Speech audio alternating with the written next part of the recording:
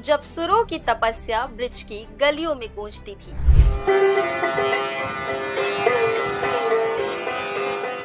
तब एक संत अपनी वीणा से खुद को ईश्वर के करीब महसूस करता था और उसी संत ने दुनिया को तानसेन जैसा संगीत रत्न दिया।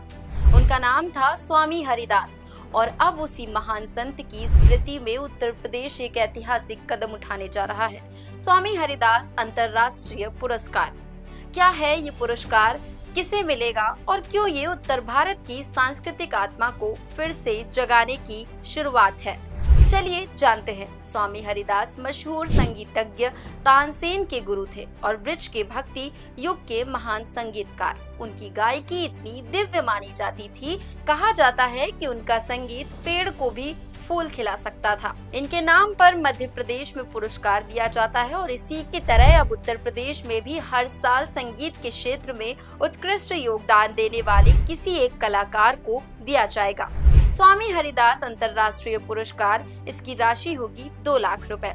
ये दिया जाएगा संगीत, नृत्य और वादन यानी गायन बजाना और नृत्य के अंतर्राष्ट्रीय कलाकारों को। इससे जुड़ा एक विशाल सांस्कृतिक आयोजन भी होगा। स्वामी हरिदास स्मृति समारोह, जिसकी मंजूरी के लिए सरकार ने 1 करोड़ रुपए स्वीकृत किए हैं। इस समारोह में दुनिया भर से ऐसे कलाकारों को बुलाया जाएगा जो शास्त्रीय संगीत में महारत रखते हैं। बता दें कि उत्तर प्रदेश में संगीत, नृत्य और नाटक जैसी कलाओं को बढ़ावा देने के लिए 13 नवंबर 1963 को उत्तर प्रदेश संगीत नाटक अकादमी की स्थापना की गई थी। ये संस्था पिछले 60 सालों से भी ज्यादा समय से लगातार काम कर रही है। इसका मकसद है हमारे उत्तर प्रदेश की पारंपरिक कला जैसे शास्त्रीय संगीत, लोक संगीत, नृत्य और नाटक को संभालना, बढ़ावा देना और लोगों तक पहुंचाना। ये एकेडमी इस साल कई नए कार्यक्रम और संवेदनशील बदलाव करने जा रही है, जैसे कई महान कलाकारों की स्मृति में कार्यक्रमों का आयोजन किया जाएगा। गायिका गिरजा देवी की याद में पुष्पांजलि कार्यक्रम, कथक सम्राट लच्छू महाराज की जयंती पर 2 दिवसीय नमन कार्यक्रम, गजल साम्राज्ञी बेगम अख्तर की स्मृति में यादें कार्यक्रम।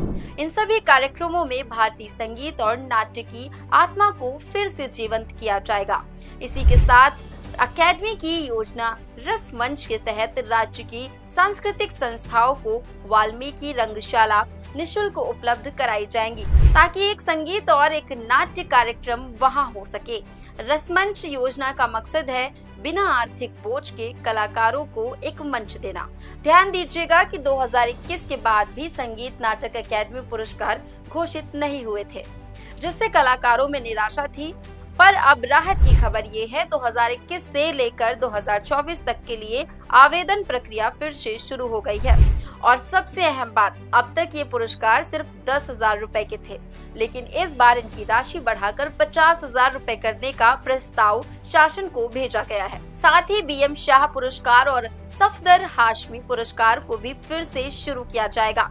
BM शाह पुरस्कार थिएटर में श्रेष्ठ योगदान के लिए और सफदर हाशमी पुरस्कार सामाजिक सरोकार वाले नाटकों के लिए दिया जाएगा। तो उत्तर प्रदेश अब सिर्फ राजनीति का नहीं बल्कि सांस्कृतिक नेतृत्व का भी केंद्र बनने की ओर बढ़ चला है।